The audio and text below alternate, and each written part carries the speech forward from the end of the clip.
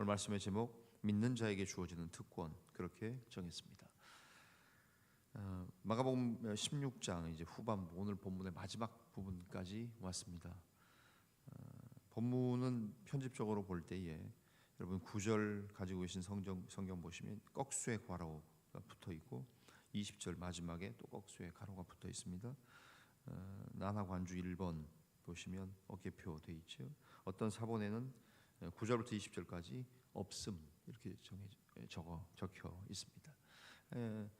후대에 편집적으로 추가된 본문으로 그렇게 우리가 인정합니다. 추가되었어도 정경 안에 우리가 지금 보고 있는 하나님의 말씀 안에 들어왔기 때문에 마가복음의 훌륭한 결론 부분입니다. 예수님과 함께 십자가의 길을 걸은 사람들은 결국 12 제자들 중에는 아무도 없었지만 구레네 사람 시몬, 또 그 십자가의 죽음에 동참했던 아리마대 사람 요셉, 또 십자가 바로 발밑에 있었던 세 여인, 이 정도였지요. 중요한 것은 누가 있었느냐 하는 것보다도 예수님을 믿는 믿음이 중요하다는 것을 마가복음은 선포하면서 마무리하고 있습니다. 먼저 9절부터 14절 전반부의 말씀을 끊어서 보시면 믿지 아니하는 자들에 대해서 기록하고 계십니다. 주님께서 오셔서 수많은 기적을 행하셨습니다. 그 많은 기적을 행하셨을 때에 그 기적을 보고도 그냥 빵을 얻어 먹고도 병 고침을 입고도 그냥 그걸로 끝나는 사람들이 많았죠.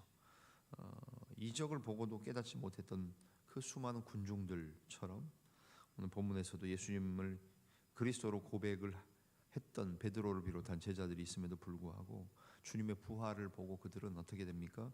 십자가의 길을 따르지 못한 뿐만 아니라 주님의 부활을 보고도 믿지 않는 사람들이 계속해서 보여지고 있습니다.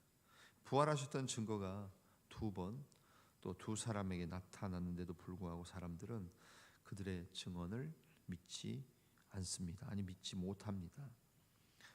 먼저 부활하신 주님은 먼저 막달라 마리아에게 9절부터 10절 말씀에 나오죠. 막달라 마리아에게 나타나셨습니다. 그런데 11절 그들의 반응이 어떻습니까? 그들은 예수께서 살아나셨다는 것과 마리아에게 보이셨다는 것을 듣고도 믿지 아니하니라고 기록합니다. 결국 마가는 오늘 복음서를 마무리하며 결론을 지으면서 믿음에 대한 얘기를 하고 있는 거지요.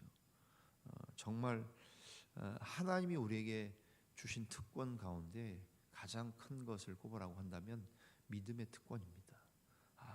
하나님이 믿어지고 하나님이 말씀으로 천지를 창조하신 것이 믿어지고 그 아들 독생성자 예수 그리스도를 우리에게 보내셨고 그 예수 그리스도가 십자가의 죽음을 통해 내 죄를 용서해 주셨다는 사실, 죽으신 지 3일 만에 다시 살아나시고 부활 승천하셨고 다시 오실 주님이라는 것을 믿는 것, 온 세계가 하나님의 말씀으로 지어진 줄을 믿는 것, 가장 큰 특권은 우리 신자에게 주어진 특권은 우리가 여유롭게 경제적으로 생활하고 또 자식들이 잘 되고 손주들이 잘 크고 하는 여러 가지 일들이 있을 수 있겠지만 하나님 우리에게 주신 특권 가운데 특권은 믿음의 특권이라는 사실입니다.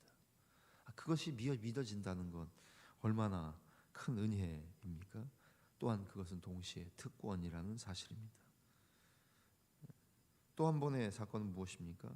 우리 12절, 13절에 있는 것처럼 그들이 엠마오로 가는 두 사람에게 주님이 부활하신 주님이 나타나십니다. 그런데 13절 또 그들의 반응은 뭡니까? 두 사람이 또 계속해서 증인의 수 둘이 나오죠. 두 사람이 가서 남은 제자들에게 알렸으되 역시 믿지 아니하니라고 기록하고 있습니다. 시골로 엠마오로 간 두 제자에게 보이셨던 사건 아닙니까?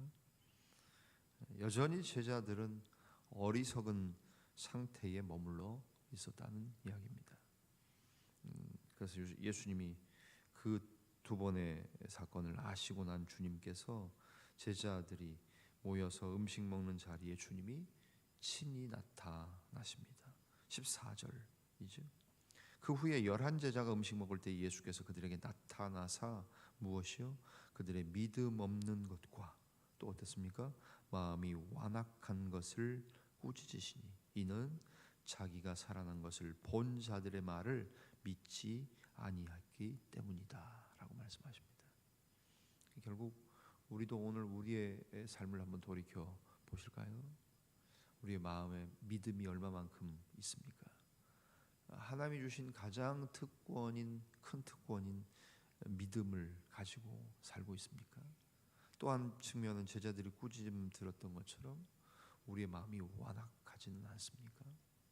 주님에 대해서, 주님의 말씀에 대해서, 주님이 하시는 일에 대해서, 주의 몸된 교회에 주님께서 맡기신 사명에 대해서 우리가 얼마만큼 잘 감당하고 있느냐 하는 겁니다. 예수님은 다시 살아나셨다는 것, 그것을 너무나도 강력한 증거를 뒷받침해주는 역사적인 사실들이 많습니다. 그거 물론 역사적인 사실을 들이대도요, 믿지 않으려고 하는 자는 무슨 수를 써서도 믿지 않습니다.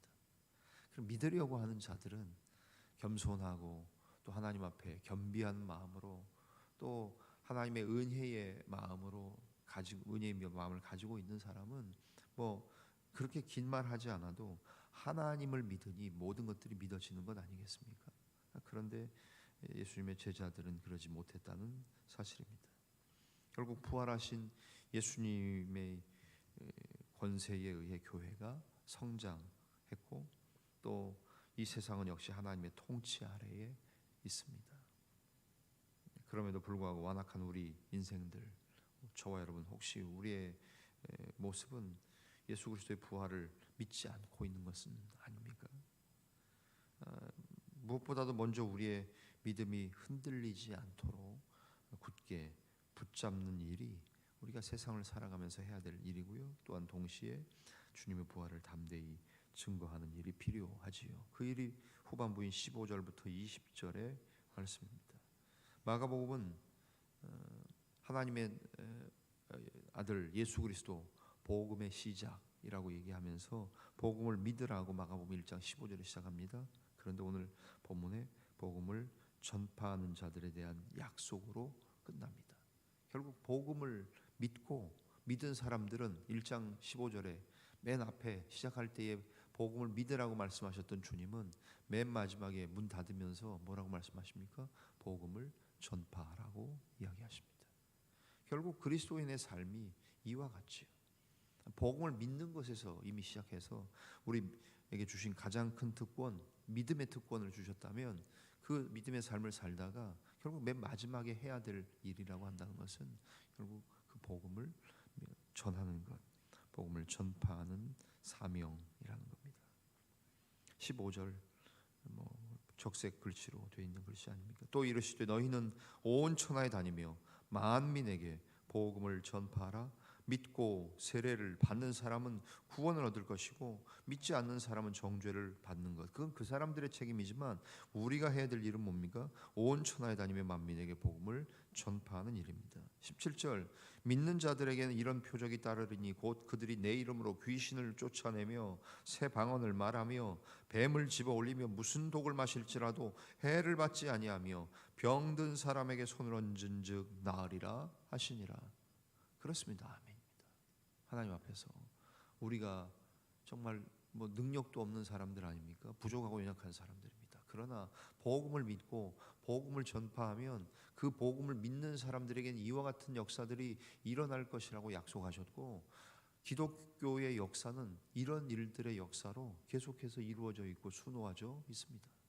그리고 그 일은 오늘 우리 자원교회에 저와 여러분들이 섬기는 정말 소중하고 보배로운 우리 교회에 이 일을 주님께서는 맡기셨다는 사실입니다. 우리가 복음을 전파하지 않으면 이런 일들은 일어날 수 없습니다. 복음을 전해야 이 일이 일어나는 겁니다. 내가 가만히 있는다고 해서 물론 하나님은 돌을 들어서 역사하시고 돌들도 찬양하게 하시는 하나님이십니다. 저와 여러분이 안 해도 하나님 누군가를 통해서는 하실 겁니다. 그러나 그 일에 내가 쓰임 받는다는 사실, 주님이 나를 부르셔서 주님의 일에 동참시키신다는 사실, 나 같은 것을 하나님 부르셔서 그 살아계신 하나님, 전능하신 주님께서 그 거룩하고 위대한 일에 나를 사용해 주신다? 뭐 그런 생각들 많이 합니다. 주님이 예루살렘 성에 들어가실 때에 한 집에 들어가서 묶여있던 나귀를 풀어 주님이 나귀 타고 가셨잖아요. 그 나귀 입장 생각해 보셨습니까? 야, 수많은 짐승이 있었습니다. 수많은 나귀가 있었을 겁니다. 그런데 그 나귀는 주님을 태웠어요. 나귀들끼리 그런 얘기 안 했겠습니까? 야, 너 예수님 태워봤어? 난 태워봤어. 내가 예수님 태웠어. 그거지요. 뭐 쉽게 얘기한다면 어떤 사람들도 할 수 있습니다. 누구도 할 수 있습니다. 그러나 주님 그 일을 나한테 맡기셨고 내게 그 일을 허락하셨다는 사실, 그거지요. 복음 전파하라고 수많은 교회가 있어도 자원교회에 그 일을 맡기시는 것. 수요 예배 제가 뭐 어제까지 수련회 하고 왔습니다만 도착해서 어제 밤에 모니터링 하다 보니까 기도하셨던 박현정 집사님 또 지난 육군훈련소 세례식 얘기를 하셨어요. 그러니까 여러분들에게 육군훈련소 세례식은 굉장히 큰 기억으로 아마 남으신 것 같아요. 그 복음 전하는 일들, 자원교회에 우리 교회에 맡기신 사역들, 우리 교회만 할 수 있는 일들, 나만 할 수 있는 일들을 주님 부르셔서 오라고 하라고. 동참하지 않을래? 십자가가 부담이고 짐일 수 있습니다만 주님이 그 일에 우리를 부르셔서 복음 전하게 하시고 교회의 사명을 맡기셨다는 사실, 그 일이 오늘 우리가 해야 될 일이고, 때로는 힘들고 버겁고 어려우십니까? 잘하고 계십니다. 수고 많이 하고 계십니다. 그러나 주님이 요청하시는 만큼, 주님께서 우리에게 원하시는 만큼 그 주님의 사명을 감당하는 것, 복음을 전파하며 그 권능을 나타내시는 우리 사랑하는 자원교회, 또 유튜브로 예배하시는 원근 각처에 흩어져 있는 사랑하는 종들, 우리 교회는 아니지만 야전에서 우리 교회로 들어와서 함께 기도하기를 소망하는 종들이 계시다면 우리가 복음 전하며 주님의 능력을 나타내는 복된 저와 여러분들 사명을 끝까지 감당하며, 그 사명은 곧 특권임을 기억하셔서 기쁨으로 즐거움으로 십자가 지고 주님을 쫓아 따라나가는 저와 여러분의 복되고 거룩한 삶이 되어지시기를 주님의 이름으로 간절히 축원합니다. 기도하겠습니다. 살아계신 하나님 감사합니다.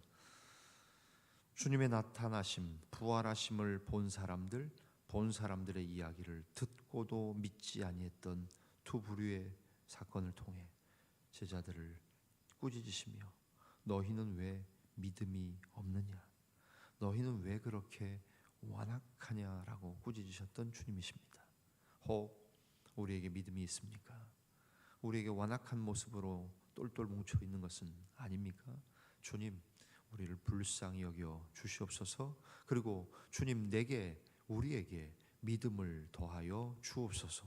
하나님, 더 큰 믿음 주시고 더 견고한 믿음 주시고 더 온전한 믿음 허락하여 주시옵소서. 완악함을 내어버리고 고기와 같이 살과 같이 부드러운 마음과 부드러운 믿음을 허락하여 주시옵소서. 하나님, 또한 믿는 자들에게는 이런 표적이 따른다고 약속하셨습니다. 그러나 그 일 전에 복음을 전파하고 전파하는 이가 없으면 어찌 믿겠습니까?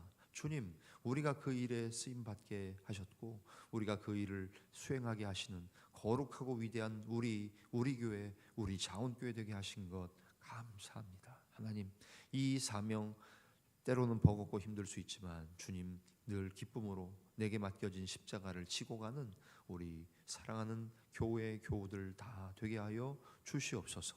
오늘도 저녁에 예배위원회를 통하여 금요 기도회로 주님 앞에 모이고자 하오니 주님 도와주셔서 우리의 헌신과 우리의 예배를 받으시고 우리 자원교회의 예배가 하나님 앞에서 가장 기뻐 받으시는 복된 예배 되게 하여 주옵소서. 모든 것을 감사하며 고마우신 주님, 예수님의 존귀하신 이름으로 기도하옵나이다. 아멘. 하늘에 계신